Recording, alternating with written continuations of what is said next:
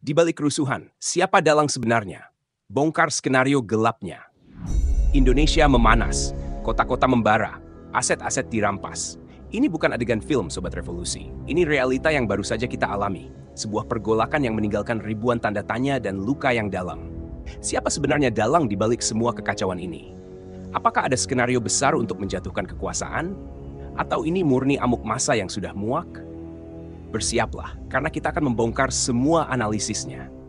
Jangan lupa, simpan baik-baik pendapat kalian di kolom komentar nanti. Sejak akhir Agustus 2025, jagat maya dan dunia nyata kita diguncang aksi demonstrasi yang berujung pada peristiwa yang sulit kita percayai. Perampasan aset sejumlah anggota dewan dan pejabat negara. Gelombang kemarahan publik ini langsung diikuti oleh eksodus para pengusaha yang trauma. Ribuan dari mereka memilih untuk meninggalkan Indonesia dalam hitungan hari. Nah, di titik ini, pikiran kritis kita harus bekerja. Menurut kalian, apa ini murni luapan emosi atau ada yang memanaskan situasi? Tulis by design atau karma di komentar. Mari kita bongkar satu persatu skenarionya. Pertama, skenario by design. Banyak yang berspekulasi, ini adalah aksi teror berkedok demo untuk mengubah kebijakan atau bahkan menjauhkan pemerintahan. Tujuannya apa? Membubarkan DPR? Kalau DPR bubar, siapa yang diuntungkan? Apakah pemerintah jadi lebih mudah kerja? Logikanya, untuk membubarkan DPR, Presiden punya kewenangan konstitusional. Tidak perlu mengorbankan stabilitas negara, mengusir investor, dan menghancurkan ekonomi dengan demo berdarah-darah. Rasanya, ini terlalu mahal dan rumit untuk sekadar membubarkan DPR. Peluang skenario ini sangat kecil. Kedua, skenario konflik TNI Polri. Isu yang tak pernah pudar. Benarkah ini skenario TNI untuk menciptakan darurat militer dan menggeser dominasi Polri? Sekali lagi, Presiden sebagai Panglima tertinggi punya kendali penuh. Ganti Kapolri, revisi undang-undang, bagi-bagi kekuasaan secara adil. Itu semua bisa dilakukan tanpa sebuah kudeta berdarah yang memakan korban jiwa.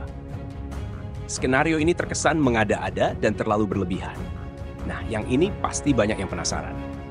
Ketiga, skenario geng Solo.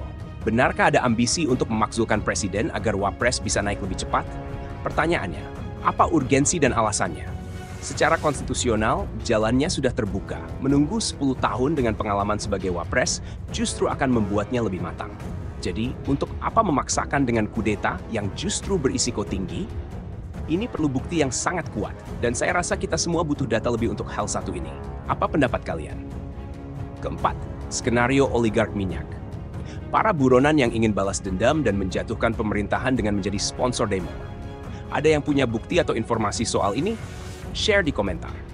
Lalu, jika semua skenario di atas lemah, apakah berarti ini murni karma by nature? Murni suara hati nurani rakyat yang sudah terlampau terhimpit? Kebijakan pajak yang mencekik, sulitnya mencari nafkah, hingga kesenjangan yang semakin lebar, ditambah arogansi elit yang dianggap tidak mendengar suara rakyat. Apakah ini adalah peringatan keras, sebuah letupan kecil sebelum amuk massa yang lebih besar, mirip 98, benar-benar terjadi? Mungkin ini adalah tamparan keras bagi pemerintah bahwa rakyat sudah lelah dan murka. Dan yang paling misterius, dalam pertemuan darurat dengan pimpinan partai dan lembaga tinggi negara, dua sosok penting justru absen. Apa makna di balik ini? Menurut kalian, ada apa? Ini yang masih menjadi teka-teki besar. Jadi mana yang benar? Skenario terselubung atau murni amuk massa? Yang pasti, peristiwa ini adalah cermin betapa rapuhnya keadaan kita saat ini. Pemerintah harus membuka mata dan telinga lebar-lebar. Rakyat menuntut keadilan, bukan kekerasan. Inilah analisis kami. Kebenaran mutlak hanya ada di tangan Yang Maha Esa. Tugas kita adalah terus berpikir kritis dan tidak mudah terprovokasi. Jangan lupa, share pendapat dan analisis kalian di kolom komentar di bawah. Tapi ingat, selalu gunakan bahasa yang santun dan patuhi UU ITE. Jangan sampai pernyataan kita justru menimbulkan masalah baru. Sampai jumpa di pembahasan berikutnya. Stay critical, Sobat Revolusi. Jika video ini menginspirasimu, jangan ragu untuk like, subscribe, dan share. Follow juga akun media sosial kami untuk konten-konten kritik sosial yang lebih mendalam. Bersama, kita bisa jadi bagian dari perubahan menjadi lebih baik. Sampai jumpa di episode berikutnya. Bersatu, kita bangga jadi bangsa.